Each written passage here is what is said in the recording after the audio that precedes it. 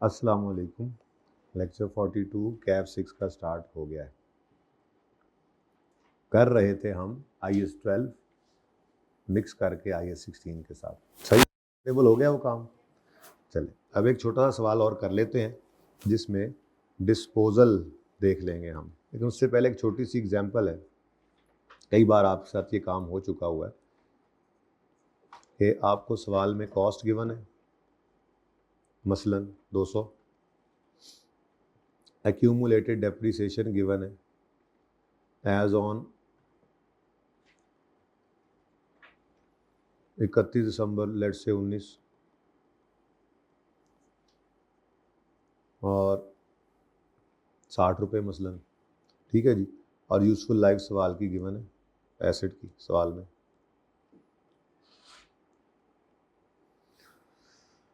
दस साल। मेरा आपसे सवाल है कि आप मुझे बताइए एसेट की डेट ऑफ परचेज क्या है। निकाल सकते हैं? हाँ जी, कैसे निकालेंगे? खामोश है सवाल, तो स्ट्रेट लाइन मेथड यूज़ हो रहा है, ठीक है जी। उसके बाद एक्यूमुलेटेड डेप्रिसिएशन गिवन है। अगर 200 एसेट की कॉस्ट है और 10 साल लाइफ है तो 1 साल की डेप्रिसिएशन 20 बनती है, तो फिर 60 कितने साल की डेप्रिसिएशन है? तो अगर 31 दिसंबर 19 तक 3 साल की डेप्रिसिएशन एक्यूमुलेट हो चुकी है तो इसका मतलब यकम जनवरी 19, यकम जनवरी 18, यकम जनवरी 17 ये डेट ऑफ परचेज बन रही है, ठीक है। तो डेट ऑफ परचेज निकालनी है तो उसके लिए हमने एक छोटी सी वर्किंग ओपन कर ली। मसलन हमने कहा जी कि डेप्रिसिएशन एक्सपेंस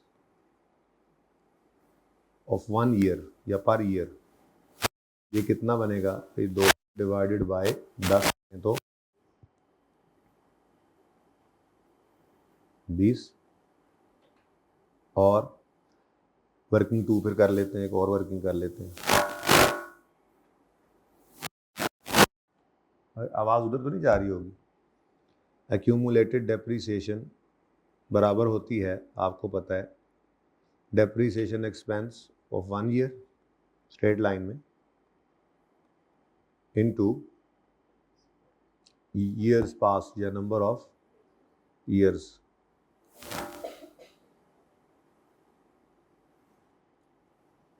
ईयर्स पास। तो अब हमें क्या गिवन है जी? एक्यूमुलेटेड डेप्रिसिएशन एज ऑन 31 दिसंबर 19। तो हमने कहा जी अगर ये 60 है और 1 साल की डेप्रिसिएशन 20 है तो कितने साल गुजर चुके? तो x के लिए जब इसको सॉल्व किया तो 3 साल गुजर चुके। मुझे पता है आपके लिए ये सिंपल सी एक कैलकुलेशन थी, बहरहाल चले ज़रा रिवीजन हो गई। तो अगर 3 साल गुजर चुके हैं तो फिर डेट ऑफ परचेज क्या बनाई थी हमने जी? यकम जनवरी 2017, ठीक है जी।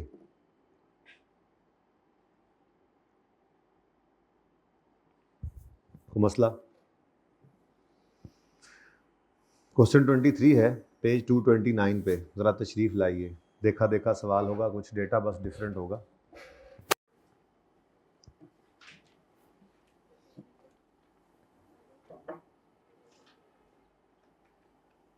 जी, ऑन यकम जनवरी 2014 ईयर एंड रिक्वायरमेंट है prepare accounting entries for the year ended सिर्फ 31 दिसंबर 2014।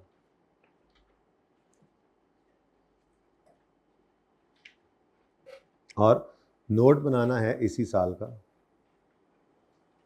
2014 की बात हो रही है। तो यकम जनवरी 14 साल के पहले दिन OCL changed its valuation model from cost to revaluation for its buildings. तो यकम जनवरी 2014 पे उन्होंने एसेट्स को रीवैल्यू किया। The following information pertains to its buildings as on यकम जनवरी 14। एस्टिमेटेड यूजफुल लाइफ जो कि ओरिजिनली एस्टिमेट की गई थी वो कितनी है जी? 25 साल। जी बेटा, पेज नंबर है 229। कॉस्ट 164.5। अक्यूमुलेटेड डेप्रीसिएशन ये किस दिन की होगी जी? एज ऑन 1 जनवरी 2014 26.32। और रीवैल्यू किया, ये सब कुछ एज एट 1 जनवरी 14 है ना जी, ठीक है। तो 1 जनवरी 14 पर रीवैल्यू किया, रीवैल्यूड अमाउंट कितनी आ रही है? 149.94। अब हमने इसको कर लिया रीवैल्यू। अच्छा, उसके बाद डेट ऑफ परचेज वैसे हमने यहाँ पर अब लिख लेनी है इसकी। अगर 1 जनवरी 14 को एक एसिड खरीदा जाए और उसकी कॉस्ट है 164.5 और उसकी अक्यूमुलेटेड डेप्रिसिएशन है 1 जनवरी 14 पर 26.32, तो डिवाइड करो इसको 25 से, आंसर क्या आता है?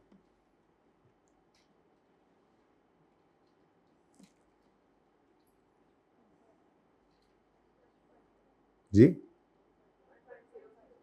1.05 को आप अगर सॉरी गलत इसको 164.5 को डिवाइड करें 25 से, तो आंसर क्या आता है? 6.58 एक साल की डेप्रिसिएशन, ठीक है जी, ये मैंने अलग कर दिया। और 6.58 को अब आप डिवाइड कर दें अगर, तो आंसर क्या आता है? 4 ईयर्स। तो ये जनाब आपकी 4 साल गुजर चुके हों, तो फिर डेट ऑफ परचेज क्या बनी?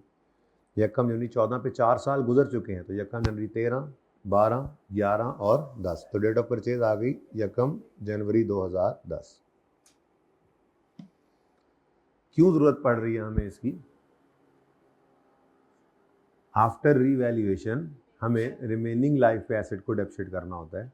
तो रिमेनिंग लाइफ तो निकलेगी जब लाइफ पास्ट का पता होगा, ओरिजिनल तो हमें पता थी 25 साल, ठीक है।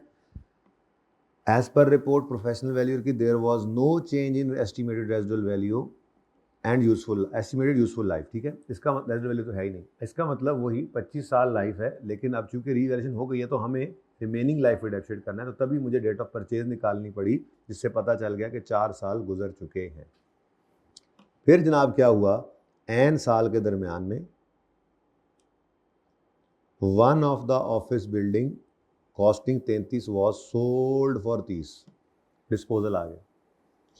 फिर कहता है 1 जनवरी 14 पे इस बिल्डिंग की बिफोर रीवैल्यूएशन जो बुक वैल्यू थी वो थी, तो ये क्या है जी, इसकी बुक वैल्यू बिफोर रीवैल्यूएशन, और इसकी रीवैल्यूड अमाउंट कितनी थी? ये 31.92 मिली। ये अलग इसलिए करना पड़ रहा है क्योंकि इस एसेट ने अब पूरा साल डेप्रिशिएट नहीं होना, तो इसके सरप्लस ने भी पूरा साल ट्रांसफ़र नहीं होना, तो फिर अलग से इसका सरप्लस भी चाहिए, अलग से इसकी रीवैल्यूड अमाउंट भी चाहिए थी, अलग से इसकी डेप्शन निकलेगी, अलग से ट्रांसफ़र निकलेगी और फिर डिस्पोजल करेंगे। कुछ याद आ रहा है?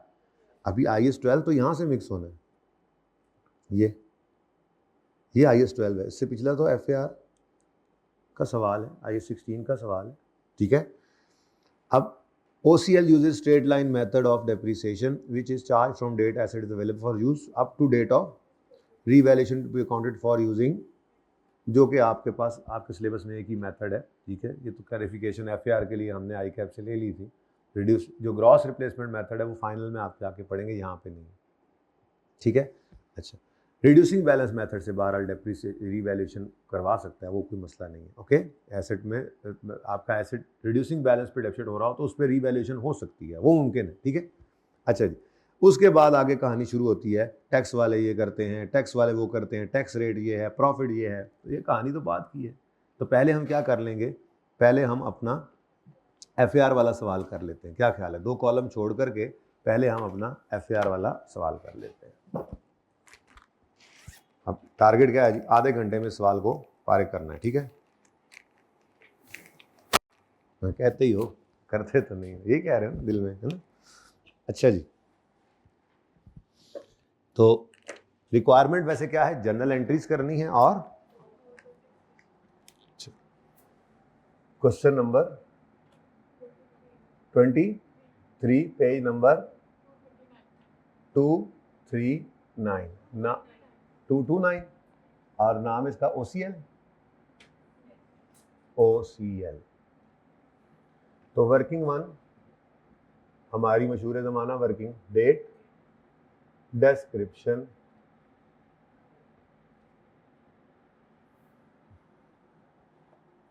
एसिड का कोई नाम शाम है? बिल्डिंग्स हैं, office buildings, revaluation surplus, profit और लॉस, आगे 2 कॉलम है, टैक्स कितने परसेंट है पता नहीं, 30%, और नेट सरप्लस। तो ये जनाब हमारा सवाल बनेगा। जर्नल एंट्रीज करनी है और नोट बनाना है। तो जर्नल एंट्रीज और नोट मैं यहाँ कर सकता हूँ, फिर वो करंट टैक्स डेफर्ड टैक्स की वर्किंग शायद यहाँ पे होना मुमकिन ना रहे, तो वो वन नोट पे कर लेंगे, ठीक है। अब यकम जनवरी 2000 स्टार्ट ईयर का स्टार्ट हम किस साल में खड़े हैं? 14 में। तो 14 के साल को अपनी यकम जनवरी 2014 पे जब बुक वैल्यू गिवन है तो वही लेना, ना गिवन होती तो निकाल लेते। तो बुक वैल्यू कैसे निकलेगी? 164.5 माइनस 26.32, ठीक है जी। तो ये जनाब आपकी बुक वैल्यू बन गई टोटल। लिखाएं जी 164.5 माइनस 26.32, ठीक है जी। क्या आता है? 138.18, ठीक है जी। इसके बाद इसी दिन इसको हमने क्या कर लिया? रीवैल्यू। तो एक लाइन छोड़कर रीवैल्यूड अमाउंट लिख लें जी। 149.94। तो रीवैल्यूएशन पर आ गया हमें सरप्लस कितना? 11.76, ठीक है जी। अच्छा, अब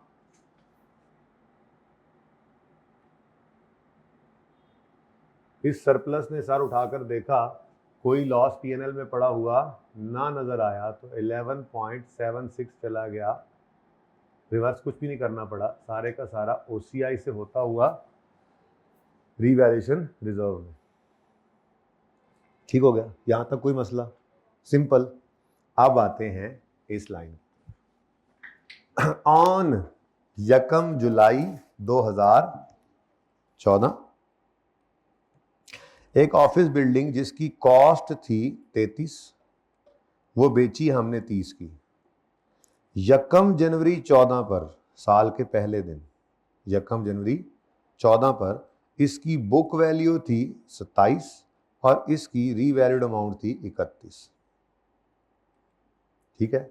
अब कॉस्ट जहां यूज करनी पड़ी देख लेंगे, फिलहाल तो मुझे इसकी बुक वैल्यू गिवन है और रीवैल्यूड अमाउंट भी गिवन है, यानी मैं ये कह सकता हूं कि इस 138.18 में डिस्पोज होने वाली बिल्डिंग की बुक वैल्यू कितनी पड़ी है? 27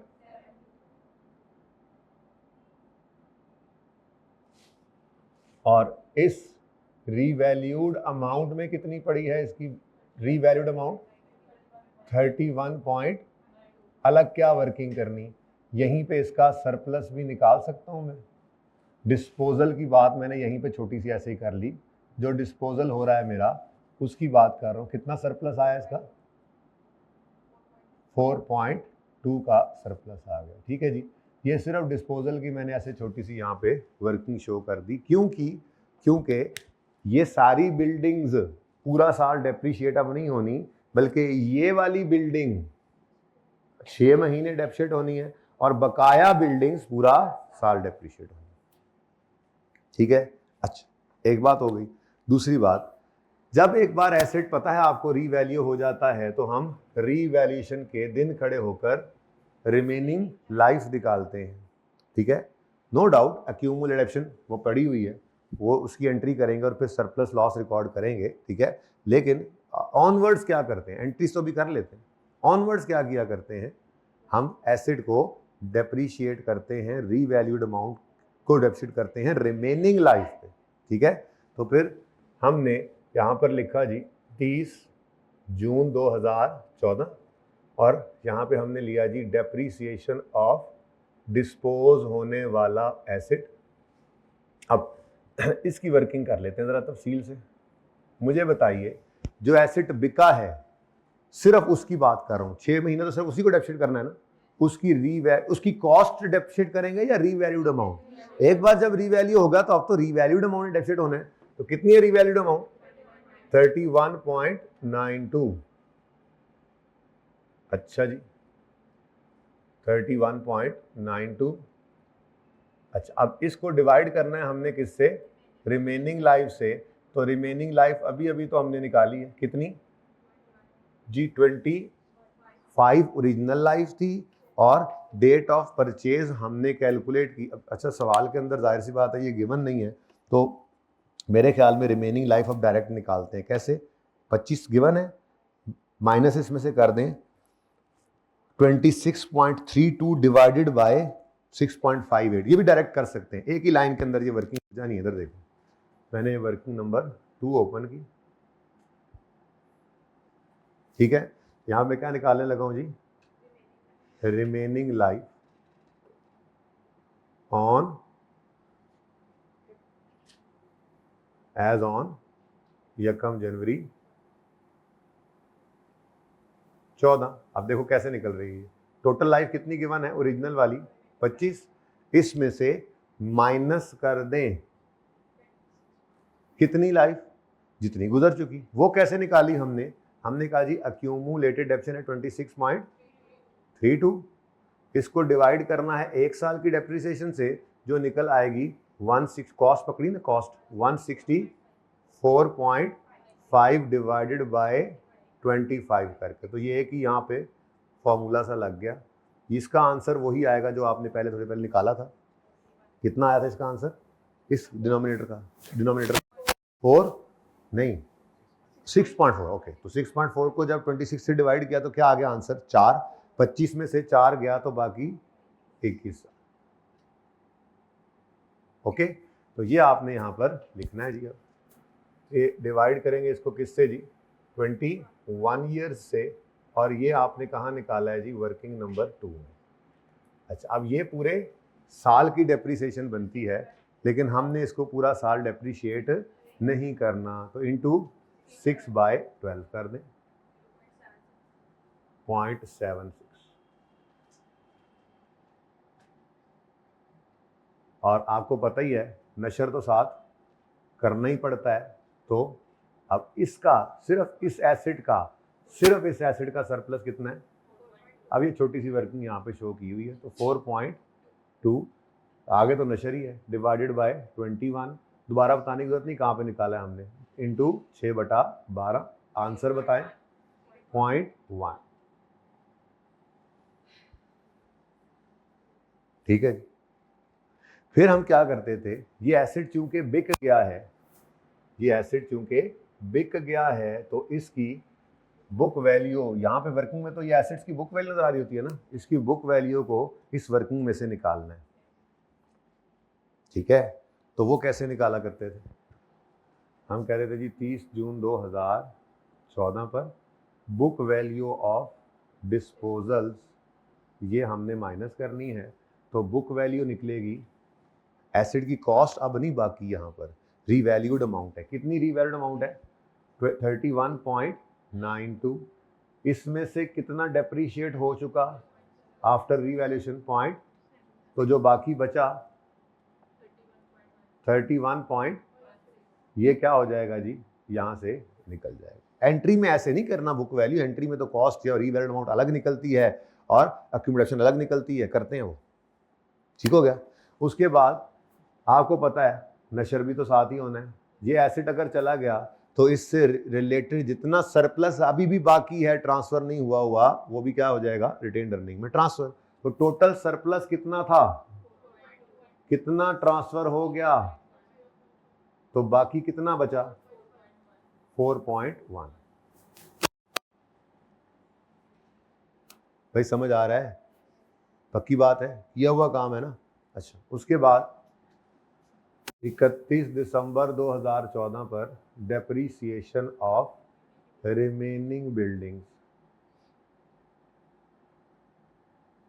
ये डेप्रीसिएशन ऑफ डिस्पोजल थी फॉर 6 मंथ्स और डेप्रीसिएशन ऑफ रिमेनिंग बिल्डिंग्स है फॉर 12 मंथ्स। अब रिमेनिंग बिल्डिंग्स की रीवैल्यूड अमाउंट कितनी है, तो टोटल 149.94 में से आप माइनस कर देंगे 31.92, जो बाकी बचेगा वो रिमेनिंग बिल्डिंग्स हैं, उनको भी डिवाइड किससे करना है, 21 से। वही 21 ईयर्स जो वर्किंग नंबर 2 में आपने निकाले, ठीक है। लेकिन फ्रैक्शन नहीं लगाया मैंने, पूरा साल डेफिसिट करना है, ठीक है। साथ ही आपने सरप्लस टोटल कितना था 11 पॉइंट, इसमें से कितना सरप्लस रिलेट करता है डिस्पोजल से ये निकाल दिया, तो बाकी जो बचा वो रिमेनिंग बिल्डिंग्स का सरप्लस है, उसको भी 21 से डिवाइड कर दें, कोई फ्रैक्शन नहीं लगाना। बोले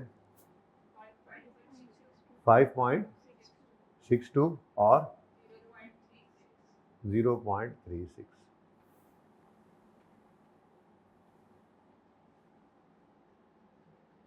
बस सवाल खत्म हो गया।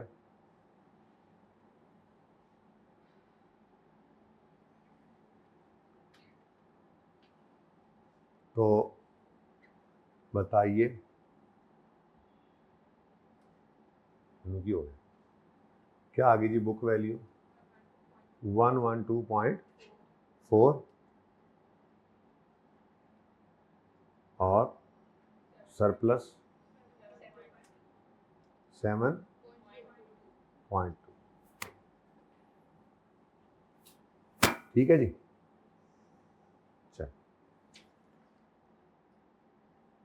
अच्छा अब थोड़ी सी ना ज़रा रिवीजन करते हैं, डिस्पोजल कुछ कुछ भूल रहा है, तो पहले मैं सिर्फ जो है ना, पहले सिर्फ एंट्री करता हूँ, journal entry of disposal if cost model is used, फिर अपनी एंट्रीज करते हैं बाद में, ठीक है ना। If cost model is used, तो स्टेप 1 एसेट अकाउंट को क्रेडिट किया करते थे जाने वाले एसेट की कॉस्ट से, क्योंकि एसेट अकाउंट में क्या पड़ा होता है, कॉस्ट, जो भी है, यहाँ पे तो नहीं है ना कॉस्ट मॉडल में, ऐसे एंट्री रिवाइज कर। फिर इस एसेट की, नीचे कर लें, इस एसेट की डेट ऑफ परचेज से लेकर डेट ऑफ सेल तक की अक्यूमुलेटेड डेप्रीसिएशन को आप क्या करते हैं, स्टेप 2 होता था, यानी एसेट, इसको कहते हैं एसेट का डी रिकग्नाइज होना, डेट ऑफ परचेज से डेट ऑफ सेल तक की अक्यूमुलेटेड डेप्रीसिएशन को आपने कर दिया डेबिट। तो बेसिकली एसेट किताबों में से निकला, अब चूंकि उसकी दोनों चीजें अलग अलग जगह पड़ी थी, कॉस्ट अलग जगह पड़ी थी, अक्यूमुलेटेड डेप्रीसिएशन अलग जगह पड़ी होती है ना जी, ठीक है। तो इसलिए इनको अलग अलग यहाँ से आपको निकालना पड़ा, लेकिन वर्किंग में आप बुक वैल्यू ही माइनस कर रहे हैं, क्योंकि 1 बुक वैल्यू पर थी, ठीक है। स्टेप 3 में आप रिकॉर्ड किया करते थे कैश, तो एसेट बिका तो कैश आ गया, तो कैश का आना डेबिट, ठीक है जी। और उसके बाद बैलेंसिंग फिगर पीएनएल में गेन भी हो सकता था, लॉस भी हो सकता था, तो मैंने ज़रा लॉस वाली साइड पे लिख दिया, ठीक है जी। तो बैलेंसिंग फिगर पीएनएल में चली गई। ये कॉस्ट मॉडल में आप डिस्पोजल किया करते थे, लेकिन अगर आप रीवैल्यूएशन मॉडल यूज कर रहे हैं,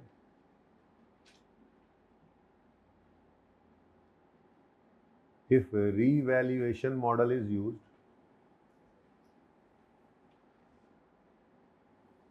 तो सबसे पहला फर्क, चले एंट्री तो सेम ही आनी है, accumulated dep debit, cash debit, asset credit, लेकिन चूंकि एसेट रीवैल्यू हो जाता है तो एसेट अकाउंट में फिर कॉस्ट की बजाय क्या पड़ा होता है, लेटेस्ट रीवैल्यूड अमाउंट, ठीक है जी।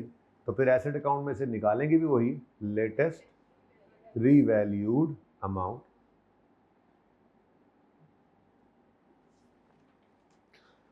चूंकि एलिमिनेशन मेथड के हिसाब से चल रहे हैं तो जब लास्ट रीवैल्यूएशन हुई होगी तो उसकी जितनी डेप्शन एक्यूमुलेट हुई पड़ी है वो ट्रांसफर होके नील होगी, एलिमिनेट हो गई होगी, तो फिर एक्यूमुलेशन अकाउंट में पड़ी होगी डेट ऑफ लास्ट रीवैल्यूएशन से लेकर डेट ऑफ सेल तक की डेप्रिसिएशन, तो वो डेबिट हो जाएगी।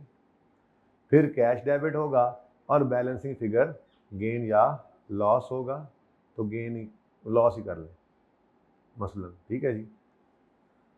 ओके, समझ आती है बात। लेकिन चूंकि एसेट बिक गया तो उससे रिलेटेड अगर कोई सरप्लस पड़ा है तो वो किताबों में कैसे पड़ा रह सकता है? अगर एसेट बिक गया तो वो अनरियलाइज भी अब क्या हो गया, रियलाइज। तो हम फिर एक और एंट्री किया करते थे, रीवैल्यूएशन सरप्लस अगर इससे रिलेटेड को पड़ा है तो वो डेबिट करके रिटेन्ड अर्निंग्स को क्रेडिट कर लेते, ठीक है जी। अब ये हमारा केस था इस दफा। तो रीवैल्यूएशन सरप्लस अगर पड़ा हो तो डेप्रिसिएशन के वक्त भी दो एंट्रीज होती हैं, एक डेप्रिसिएशन की, दूसरी ट्रांसफर ऑफ इंक्रीमेंटल डेप्रिसिएशन। और अगर सरप्लस पड़ा हो तो डिस्पोजल के वक्त भी दो एंट्रीज हुआ करती हैं, एक डिस्पोजल की, दूसरी सरप्लस की, ट्रांसफर की। अब इसको जरा पहले भर लेते हैं मेरे ख्याल में। मुझे बताइए, ये जो हमारे सवाल के अंदर एसेट बिका है, इस एसेट के बारे में बताएं, क्या ये बिकने से पहले रीवैल्यू हो चुका हुआ है? बोलो, अगर ये बिकने से पहले रीवैल्यू हो गया है तो क्या एसेट अकाउंट में इसकी कॉस्ट पड़ी होगी? क्या पड़ी होगी? इसका मतलब आमिर भाई मोबाइल देखने वाले, इसका मतलब इस कॉस्ट 33 मिलियन का हमने कुछ भी नहीं करना था, ठीक है, क्योंकि रीवैल्यूएशन के बाद इस एसेट की अकाउंट में इसकी लेटेस्ट रीवैल्यूड अमाउंट पड़ी है, जो कितनी है सवाल ने बताया 31.92। तो हमने 31.92 को ये इकट्ठी एंट्रीज में कर लेंगे, लेकिन फिलहाल इसकी बस पिक्चर ले लेना, एंट्रीज करते हैं तो उसमें ये रूटीन में भी आ जाएंगी। ये एसेट अकाउंट में से क्रेडिट हो गई। अब चूंकि ये एसेट रीवैल्यू हो चुका है तो लास्ट रीवैल्यूएशन के दिन जितना इसका एक्यूमुलेशन इकट्ठा हुआ पड़ा था बैलेंस, वो तो एलिमिनेट होकर नील हो चुका है। तो डेट ऑफ सेल में फिर क्या होगा, डेट ऑफ लास्ट रीवैल्यूएशन से डेट ऑफ सेल तक की डेप्शन। अब ये लास्ट रीवैल्यूएशन का दिन है और ये डेट ऑफ सेल है, ये दरमियान में तो सिर्फ कितनी डेप्शन पड़ी है 0.76। तो भाई जाग जाओ एंड वाले, 0.76 एक्यूमुलेटेड डेप्रिसिएशन से कर दिया हमने डेबिट। ये एसेट बिका कितने का, 30 मिलियन का, तो हमने कैश लिखा 30 और उसके बाद बैलेंसिंग फिगर किधर आ रही है जी, डेबिट साइड में कितनी 1.16। जो ये क्या है जी, ये लॉस ऑन डिस्पोजल आ गया। अब एसेट से रिलेटेड जो सरप्लस पड़ा था वो कितना है, अभी भी जो पड़ा हुआ है 4.2 में से 0.1 तो निकल चुका ना, रिटेन्ड अर्निंग्स में चला गया, ट्रांसफर हो गया इंक्रीमेंटल डेप्शन की वजह से। तो जो बाकी बचा पड़ा है वो कितना है, तो वो 4.1 जो है वो भी आपने ट्रांसफर कर दिया, ठीक है। तो इसकी पिक्चर ले लें क्योंकि ये मैंने मिटा देना है, ये एंट्रीज तरतीब के अंदर जाते हुए करेंगे। असल फिगर ये है या नहीं है, सरप्लस की अमाउंट ये है या नहीं है, ये तो अभी दूर की बात है। उसकी वजह ये है कि अभी हमने टैक्स को मिक्स करना है इसके साथ, तो असल फिगर, असल एंट्री ये नहीं होगी, मतलब जो हमने करनी है, सिर्फ इसकी पिक्चर लेनी। अच्छा इधर देखें, आपने एसेट अकाउंट में से 31, ये एसेट की वर्किंग में से तो 31.16 निकाला है, जर्नल एंट्री में तो ये 31.16 कहीं नजर नहीं आ रहा जी। असल में ये वर्किंग बुक वैल्यू पे बन रही है, एसेट अकाउंट तो बुक वैल्यू पे नहीं होता। एसेट अकाउंट में एसेट की कॉस्ट अलग पड़ी होती है, एक्यूमुलेशन अकाउंट में उसकी एक्यूमुलेशन अलग पड़ी होती है। तो अगर आप गौर फरमाएं तो ये 31.92 रीवैल्यूड अमाउंट है और ये एक्यूमुलेशन, इनको नेट करेंगे तो 31.16 ही आएगा, ठीक हो गया जी। फिर डिस्पोजल हमने रिकॉर्ड किया, डन हो गया। मिटा दूं ये मिटानी है बस में, ठीक है। अच्छा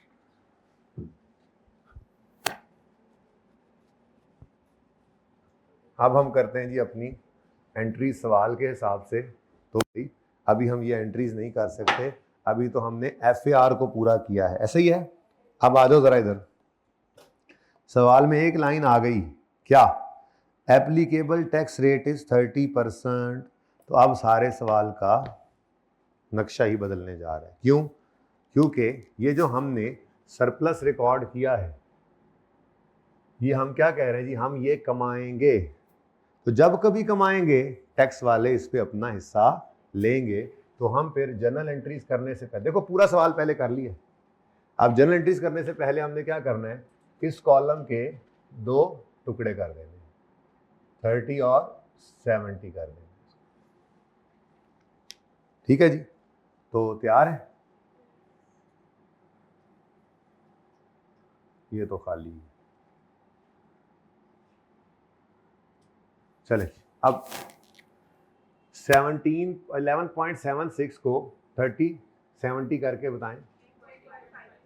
3.5323 ले 3.53 और 8.23।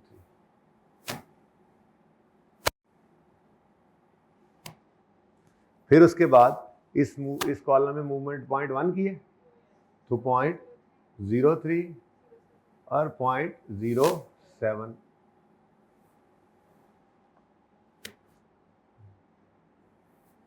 ठीक है जी। उसके बाद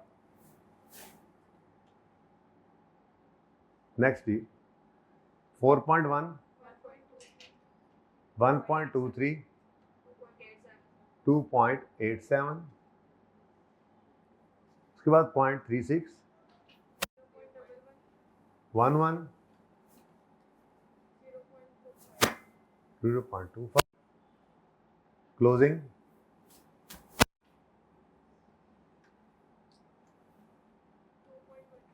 2.16, 5.04।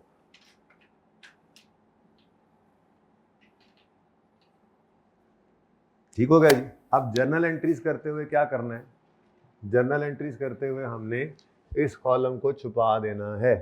तो आप अपने पास वर्किंग में इस पे कोई स्केल, कोई पेन, कुछ भी रख लें, ये नज़र नहीं आना चाहिए आपको, मुझे तो नज़र नहीं आएगा एंट्री करते हुए। ठीक हो गया। अब शुरू करने लगे हैं हम जर्नल एंट्रीज। हमारी रिक्वायरमेंट ए है जर्नल एंट्रीज प्रिपेयर कर दें। तो journal entries for the year ended 31 दिसंबर 2014 ये होने लगी हैं जी। तो 1 जनवरी 14 पर एसेट रीवैल्यू हो रहा है।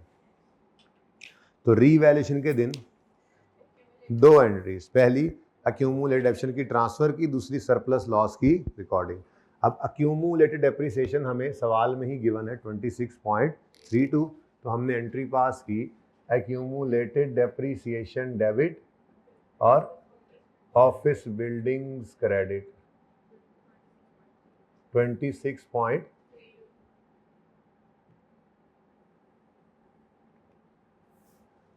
नजर आ रहा है जी। उसके बाद एसेट रीवैल्यू हो रहा है। तो बच्चों इधर तो आपने हाथ रखा हुआ है ना, स्केल। अब office building debit 11.76, DTL credit, surplus इन OCI क्रेडिट। तो ये येलो लाइन है। रीवैल्यूएशन के दिन रीवैल्यूएशन का सरप्लस या लॉस जिस दिन आता है, तो येलो लाइन पर DTL की हिट DTL के लेजर में जाती है, PNL की हिट करंट टैक्स की वर्किंग में आती है। पर PNL में कोई हिट है ही नहीं, सारा PNL ही खाली आज। ठीक है, तो फिर DTL, तो एंट्री बनी office buildings debit, office buildings debit 11.76, DTL credit 3.53 से, और सरप्लस इन OCI credit, revaluation surplus OCI में क्रेडिट कितना 8.23। ले जी, एसेट रीवैल्यू भी हो गया।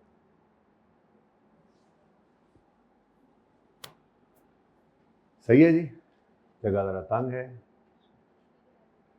कंजूसी से चलें। 3.53 था, 8.23।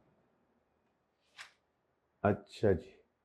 उसके बाद क्या होगा, उसके बाद अब एसेट रीवैल्यू हो गया, अब डेप्रिसिएशन है। लेकिन जो एसेट यकम जुलाई को बिक रहा है, उसकी डेप्रिसिएशन 6 महीने की, फिर उसकी ट्रांसफ़र, फिर उसके डिस्पोजल, और फिर डिस्पोजल पर रिमेनिंग की ट्रांसफ़र। ये 4 एंट्री समझो आ गई सिर्फ इसी की।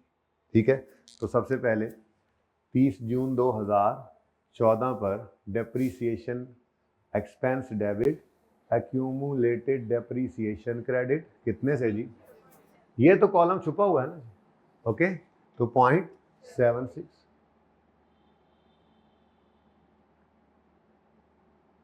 ठीक है जी, और उसके बाद ये छुपा हुआ है ना, ये छुपा हुआ है। 0.03 के बारे में क्या हुक्म था हमारा? इसको करने की ज़रूरत, इसको करने की ज़रूरत, ये सारे ही ऐसे आने, ये DTL debit DT credit automatically हो जाया करता है, क्योंकि हमने BD CD लेना है।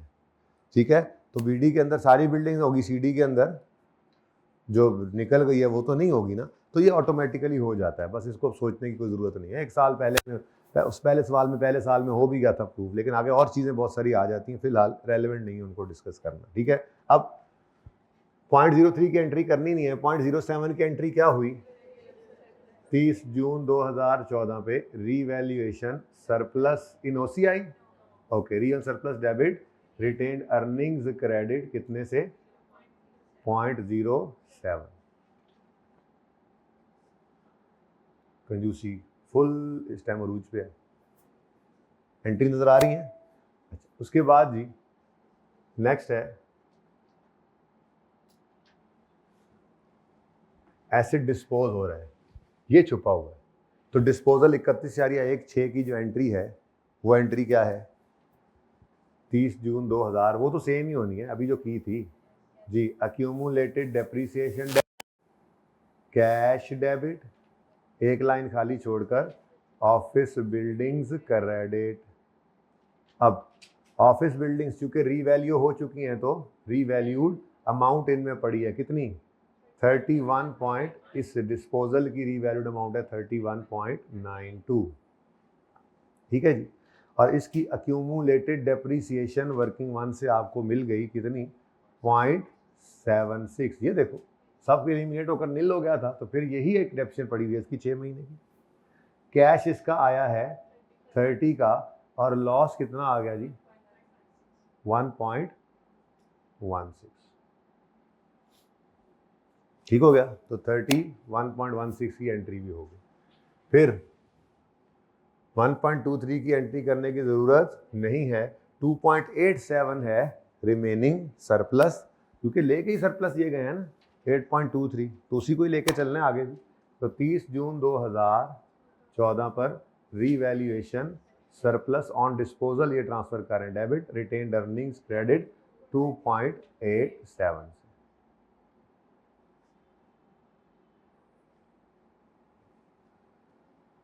उसके बाद जी 5.62 की एंट्री क्या है? डेप्रिसिएशन एक जी, हाँ करता हूँ वो, मैं ज़रा ख्याल आ गया था कि मुझे वो ज़रा जगह भी बचा के चलनी है। भला क्यों? सिर्फ ये एंट्री थोड़ी है, CT DT की एंट्री भी तो करनी है। 31 दिसंबर 14 कॉर्पोरेट रिपोर्टिंग भी तो करना है जी। Depreciation expense debit, accumulated depreciation credit 5.62 से।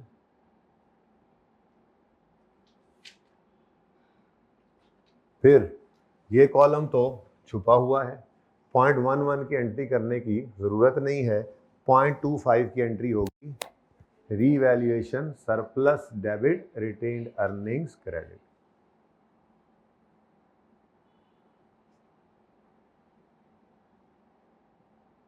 जी 0.25।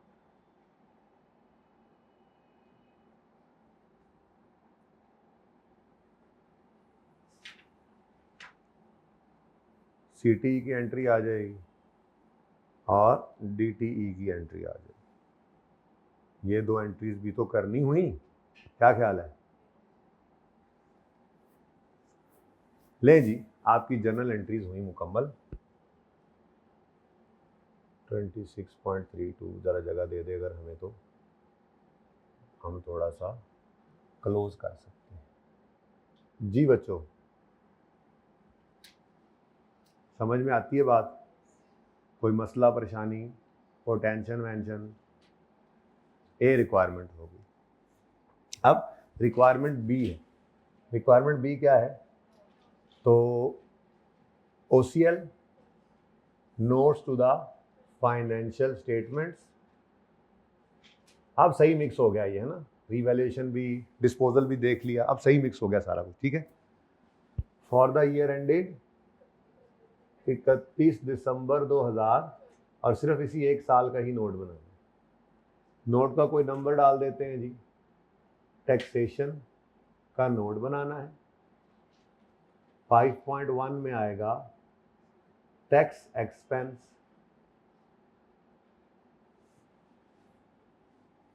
ठीक है जी। टैक्स एक्सपेंस में करंट टैक्स है और डेफर्ड टैक्स है।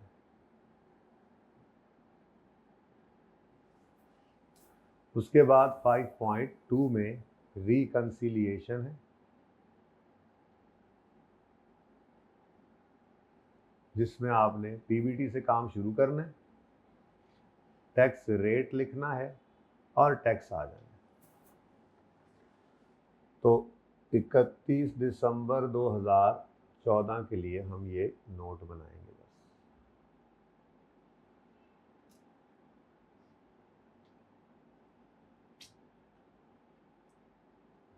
चलो क्लोज ही है वैसे तो।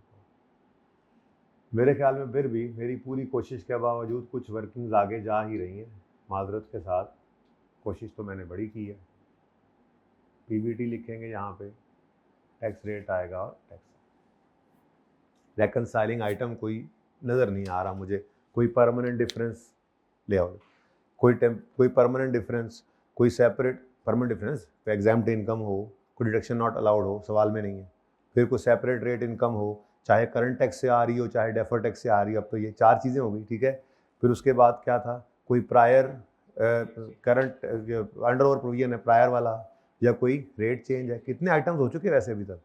6 नहीं, दोनों एक नहीं, मैं तो अलग ही रखूँगा। एक करंट टैक्स की वर्किंग से आया था, वो इनकम थी, और दूसरा रिसीवेबल था। याद ऐसे ही रहेगा, ठीक है ना? तो 6 आइटम्स हमारे हो चुके हैं। सबसे पहले हमने रेकन्सिलिएशन में लिखा था एग्जाम्प्ट इनकम, फिर डिडक्शन नॉट अलाउड, फिर रेट सेपरेट रेट इनकम। अब ये इसके 2 हिस्से कर लो। Separate rate income current tax में से यानी इनकम वाला भी आ सकता है, और डेफर टैक्स से रिसीवेबल वाला भी आ सकता है। तो 4 हो गए, ज़रा याद रह जाते हैं, ठीक है। 5वां था रेट चेंज का इफेक्ट, और 6वां था अंडर ओवर प्रोविजन। और क्या, बस कहानी खत्म। अब बस एक चीज़ गालिबन रहती है, शायद वो आज पढ़ लें। अच्छा, अब जी 2 एंट्रीज रह गई हैं जी। तो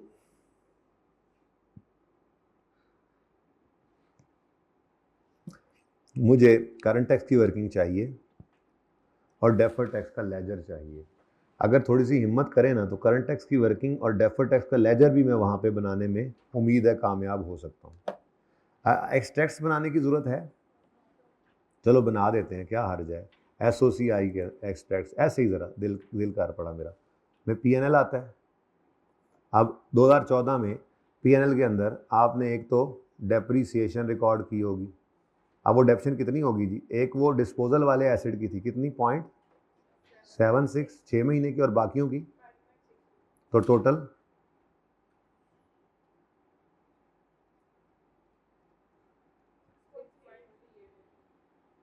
6.38। अच्छा, उसके बाद दूसरा आपने एक लॉस ऑन डिस्पोजल रिकॉर्ड किया हुआ होगा, कितना है जी? 1.16, यही है जी? ओके, लॉस है ये भी। फिर आप पहुंचे होंगे पीबीटी तक। पीबीटी सवाल ने बताया हुआ है 100, इसमें से लेस क्या करना है आपने? टैक्स एक्सपेंस को। ये आपका नोट 1 इंशाल्लाह, नोट क्या नंबर दिया मैंने? 5। नोट 5 आपका इंशाल्लाह बन रहा है, वहाँ से ये आ जाएगा और आप पहुँचेंगे पैट पे, ठीक है। उसके बाद अदर कंप्रीहेंसिव इनकम है, जिसमें आपने रीवैल्यूएशन सरप्लस का चेंज लिया होगा, कितना भला? जो ड्यूरिंग द ईयर अरोज हुआ था भाई, ड्यूरिंग द ईयर अरोज कितना हुआ था 11.76। लिंक कहाँ से आ गया 11, अस्तगफिरुल्लाह 11.76, हद हो गई। Acid debit DTL credit surplus इन 8.23 जो आपने रिकॉर्ड किया था 11.76 8.23, तो ये 8.23 आपका इधर आया होगा और फिर टोटल कंप्रीहेंसिव इनकम आ जाती है। ठीक है जी, तो ये आपके एक्सट्रैक्ट्स बन गए। अच्छा, उसके बाद अगर आप बात करें तो नेक्स्ट बात आप करते होते थे किसकी जी, statement of changes in equity की। अब statement of changes in equity के एक्सट्रैक्ट्स की अगर बात करें तो 2014 का, तो हम दो चीज़ें उसमें प्रेजेंट कर दिया करते थे, रिटेन्ड अर्निंग्स और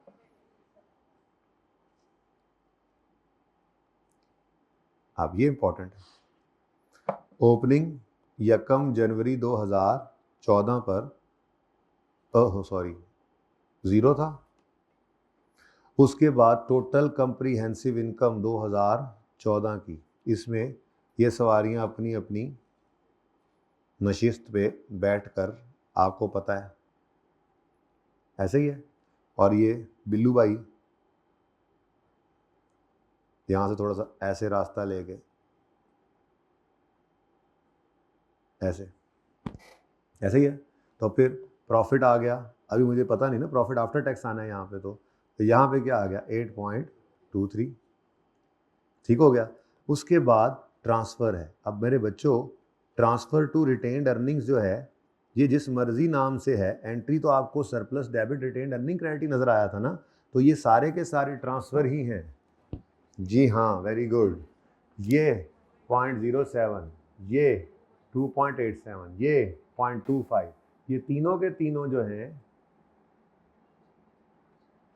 इनकी सेम एंट्री तो है, रीवैल्यूएशन सरप्लस डेबिट, इसलिए एक्सट्रैक्ट्स बनवा रहा हूँ, ऐसे कोई कंफ्यूजन ना रह जाए। ठीक है, तो रीवैल्यूएशन जी बोलिए 0.07 प्लस 2.87 प्लस 0.25, बस लो जी, क्या टोटल बना 3.19 रीवैल्यूएशन सरप्लस में से डेबिट होके रिटेन्ड अर्निंग्स में क्रेडिट हो रहा है।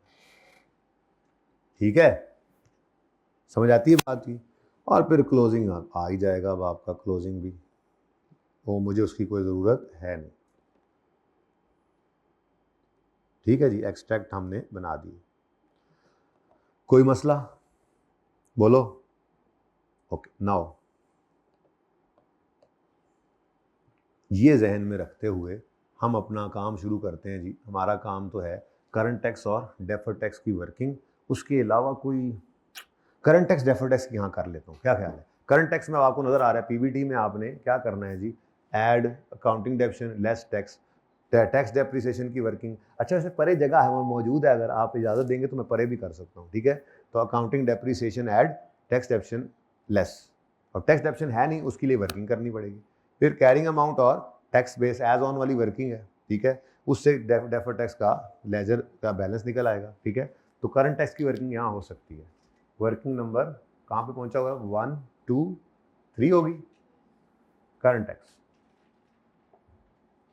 अब बच्चों, करंट टैक्स की वर्किंग में सिर्फ एक ही साल की वर्किंग है। स्टार्टिंग पॉइंट क्या है जी हमारा, प्रॉफिट बिफोर टैक्स 2014,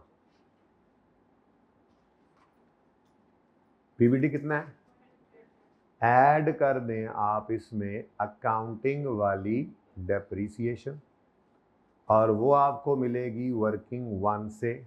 2014 में अकाउंटिंग वालों की डेप्रीसिएशन ये भी है और ये भी है।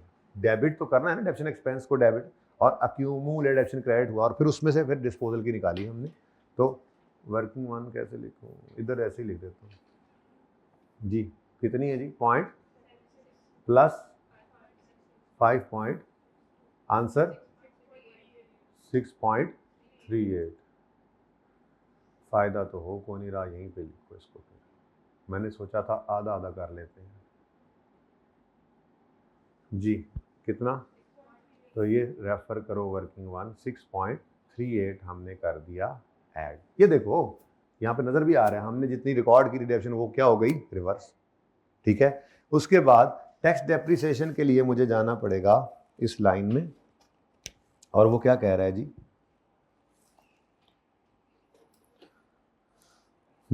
काफी सारा काम करना पड़ेगा जी।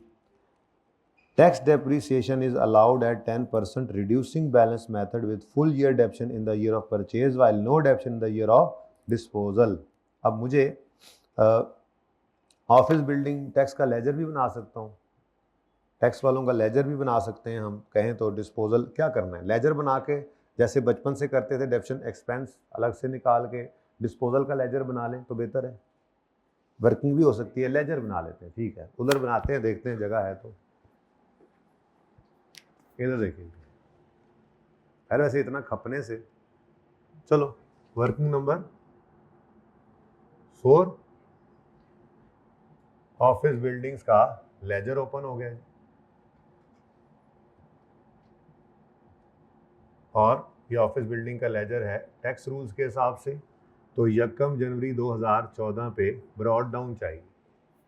अब जी हाँ, फ्लोर एंड टाइल याद आया नहीं, वो रोज वाला सवाल था, रोज वाला सवाल याद आया, रोज लिमिटेड जिसमें बुक वैल्यू निकालना सिखाई थी। ठीक है, तो फिर निकाल लेते हैं, लेजर के डायरेक्ट भी कर सकते थे, लेकिन बहरहाल कॉस्ट अब आखिरकार यूज हो ही गई, सारे एसेट्स की कॉस्ट बेटा, फिर उसमें से इसको भी करते हैं, इसका भी कुछ करते हैं, फिर अब आके जरूरत पड़ी गई। ठीक है, तो 164.5 जो है ये 1 जनवरी 14 पे 4 साल पुराना हो चुका है 10% के हिसाब से, तो बड़ा आसान काम है। 164.5 इंटू, सही है बोर्ड पे, सही है या उधर वन नोट पे, ठीक है, ठीक है, यहाँ पे तंग हो तो बता देना, इंटू 1 माइनस 0.1 या 10 raise to power plus 4, answer 107.93 भी है, पहले दसना से 93। ठीक है जी, उसके बाद 30 जून 2014 पर डिस्पोजल हुआ, लेकिन मसला कोई नहीं है, वो कह रहे हैं डिस्पोजल वाले एसिड की पूरे साल की डेप्रीसिएशन हम नहीं लेते डिस्पोजल वाले साल में। तो कितनी कॉस्ट है, 33 into 1 minus 0.1 raise to power plus 4 ही होगा, ये भी कितना 65। उसके बाद हमें चाहिए डेप्रीसिएशन। अब ये टैक्स वालों का लेजर बन रहा है बच्चों, 31 दिसंबर 14 पर मुझे चाहिए डेप्रीसिएशन, इसके लिए मैं वर्किंग 5 ओपन कर लेता हूं, और फिर मैं 31 दिसंबर 14 पर कैरी डाउन निकाल लूंगा बैलेंसिंग फिगर। ठीक है, तो अब क्या कर लें, बिल्कुल वैसे ही जैसे आज तक वर्किंग करते आए, डेप्रीसिएशन एक्सपेंस निकाल। ज़्यादा घुस तो नहीं गया बीच में ये, बोलो भाई। वर्किंग नंबर 5 में डेप्रीसिएशन एक्सपेंस निकालेंगे। अब जाहिर सी बात है ये डेप्रिसिएशन एक्सपेंस टैक्स रूल्स वाला है ना, अकाउंटिंग वाला तो हमने कर लिया हुआ था। अब ऑन ओपनिंग, क्योंकि रिड्यूसिंग बैलेंस है ना, ऑन ओपनिंग एक्सक्लूडिंग डिस्पोजल जब करेंगे तो opening book value of all में से opening book value of disposal में, पर वो मेरे पास है ही बुक वैल्यूज, तो 107.93 माइनस 21 पॉइंट, तो मैंने इसलिए ये तरतीब पकड़ ली, इसमें ज़रा सहूलत है आपको पहले से जिस तरह से आदत है ना, इनटू 10%, आंसर इज 8.63। कोई एडिशन हुआ हो, नहीं, कोई डिस्पोजल हुआ हो, बिल्कुल है डिस्पोजल, लेकिन टैक्स वाले क्या कह रहे हैं, बिल्कुल वो जो मैंने अगले दिन आपको होमवर्क दे के फिर अगले दिन वो लेजर बनाए थे, ये प्रैक्टिस हुई पड़ी है, कहीं और काम आ जाती होती है चीजें। ठीक है, तो टोटल क्या बन गया 8.63, 21 पॉइंट कितना था 65, चलें जी 8.63 आ गया। ये 8.63 इधर लिखा हमने, तो क्लोजिंग बैलेंसिंग फिगर क्या बन गई जी ठीक है जी। अब अकाउंटिंग डेप्शन ऐड हो गई, टैक्स डेप्रिसिएशन लेस हो जाएगी ये वाली। कैरिंग अमाउंट टैक्स बेस, ठीक हो गया। लेकिन एक डिस्पोजल भी है, तो डिस्पोजल का एक लेजर और बना लेते हैं, वर्किंग नंबर 6।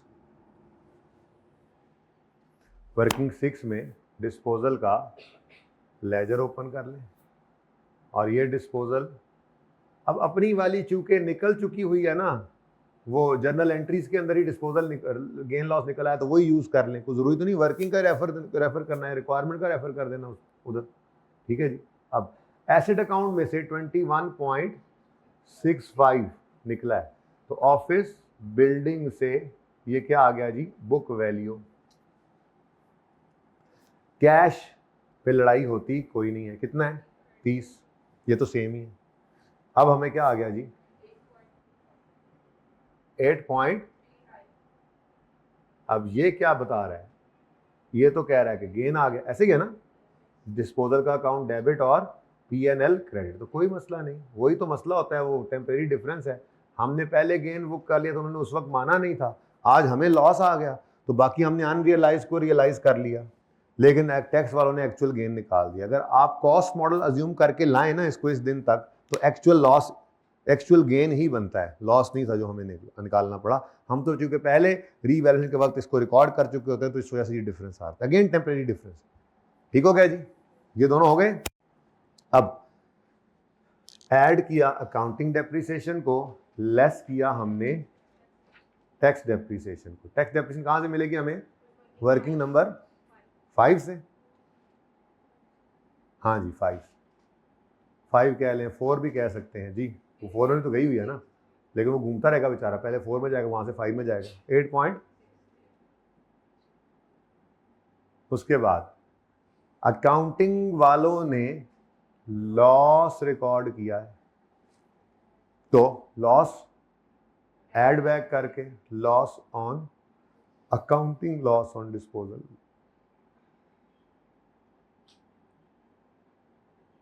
अब इसको हमने चूंकि किसी वर्किंग में नहीं निकाला, रिक्वायरमेंट में निकाला है, तो उसी का रेफरेंस दे दो जर्नल एंट्रीज में, कितना 1.16।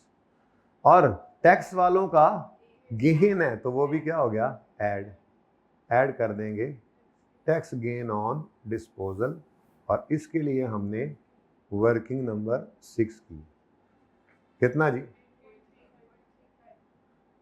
बस जी, और तो कुछ नहीं है।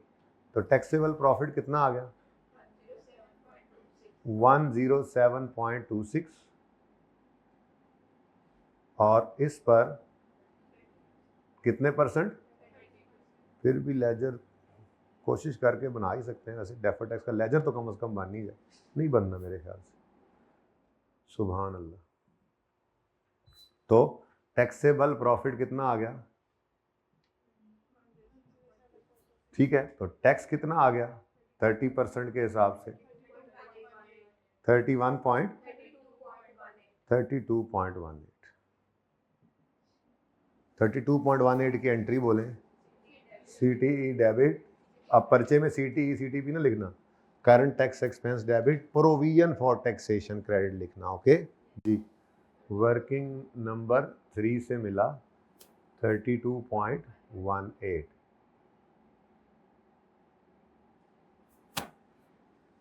अब जो डेफर टैक्स की एंट्री है उसके लिए डेफर टैक्स का लेजर मुझे रिक्वायर्ड है, और साथ में डेफर टैक्स एज ऑन की वर्किंग भी चाहिए। थोड़ी सी जो हिम्मत करें तो बोर्ड पे जगह बन सकती है, लेकिन नहीं बनाते, चलो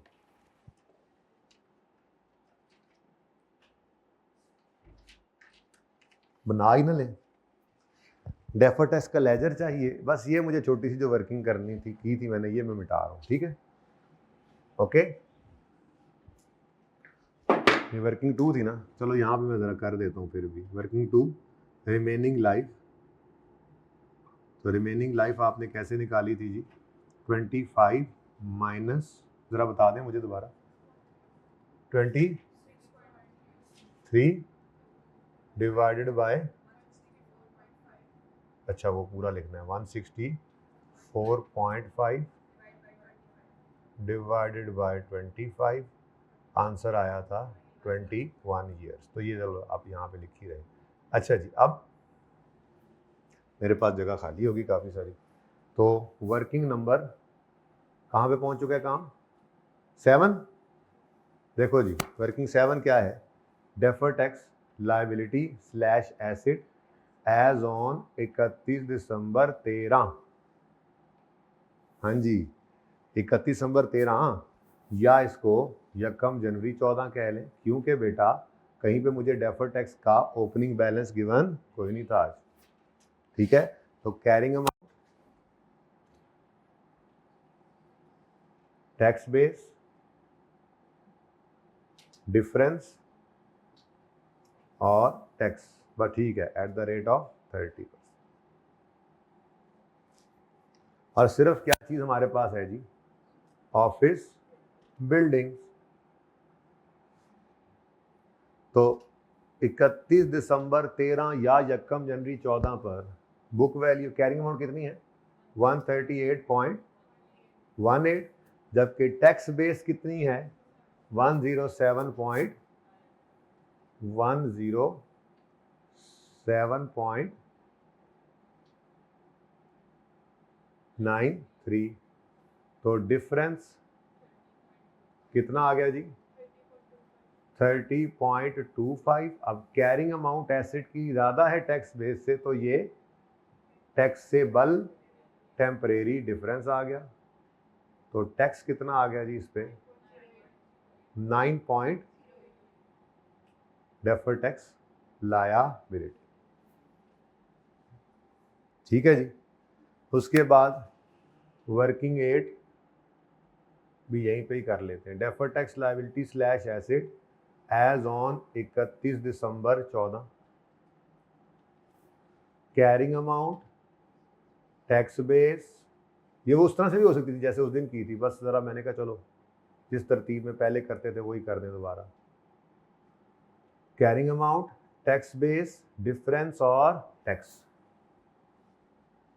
तो ऑफिस बिल्डिंग, अब वर्किंग का रेफरेंस ये जगह नहीं है मेरे पास, ठीक है। Office buildings, carrying amount 112.4, tax base 77.65, difference carrying amount ज्यादा है टैक्स बेस से, तो टैक्सेबल टेम्परेरी डिफरेंस 10.43 का डेफर टैक्स लायबिलिटी। और माशाल्लाह से मैंने जगह बना ली वर्किंग 9 की, यानी defer tax liability slash asset का लेजर, जिसमें यकम जनवरी 2014 पर भी लायबिलिटी है वर्किंग 7 9.08, और 31 दिसंबर 2014 पर भी लायबिलिटी है वर्किंग 8 10.4। ठीक है जी। और उसके बाद बैलेंसिंग डीटीई निकाल लेंगे। नहीं अन्य वाह निकालना, जब आ रहा हो रीवैल्यूएशन तो नहीं, ऐसे नहीं करना। अब एंट्रीज में देख लो, आपको एक ही जगह नजर आएगा ये डीटीएल 3 अच्छा एंट्रीज ना देखें, हो सकता है आप एंट्रीज ना कर रहे हो, तो फिर दूसरा असूल बताया था येलो लाइन। तो इस पूरे सवाल में येलो लाइन सिर्फ ये है, बाकी सब ग्रीन लाइन है। ये चलो ये ऑरेंज लाइन है, ये डिस्पोजल वाली, ये कोई नई लाइन आ गई, ऑरेंज लाइन है, येलो लाइन नहीं है। येलो लाइन क्या थी? रीवैल्यूएशन का दिन। उसके अलावा green line, orange line, green line. तो फिर सिर्फ येलो लाइन पे अगर डीटीएल को हिट पड़ रही है तो वो आपकी डीटीएल के लेजर में जानी है। ठीक है, तो डीटीएल एंट्री से भी नजर आ गया, डीटीएल ट्रेड हो रहा है 3.53, 3.53 ना 8.53 बनने जा रहा है।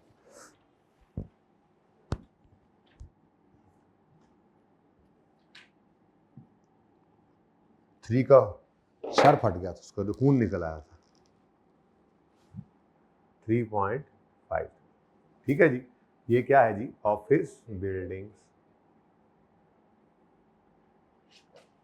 प्लांट नहीं है आज, प्लांट ही ना लिखी जाया करो, ठीक है, प्लांट लिख ले। अच्छा जी, ले जी, अब बैलेंसिंग फिगर ब्लू से आप निकाल सकते हैं। क्या है जी, किस तरफ, 2.18, ये जनाब आपका DTE आ गया, आ ही गया आखिरकार। सवाल भी हमने पूरा घुसा घुसू के कर ही लिया है जी। वैसे यहाँ पे भी लेजर बन सकता था। चलो, वर्किंग कोई भी ना बाहर की, बस ठीक है, गुजारा हो गया ना। अब बोलो जी, एंट्री क्या बनी है, DTL डेबिट, DTL/A, ये लिख लिया करो, कोई बात नहीं, डेबिट, और DTE क्रेडिट, वर्किंग नंबर 9 में जाके तो जरूरत पड़ती जाती है, वर्किंग ओपन करते जाते हैं। 2.18, हाँ जी, नोट में आ गए। CTE debit, CTP credit, 32.18, working number 3।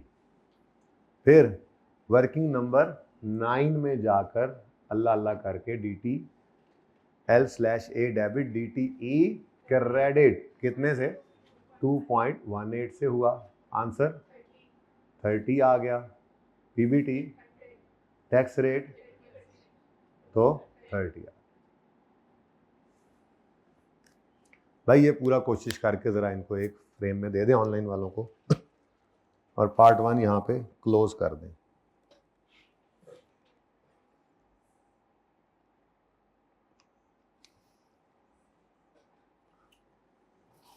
Part 1 close कर दें।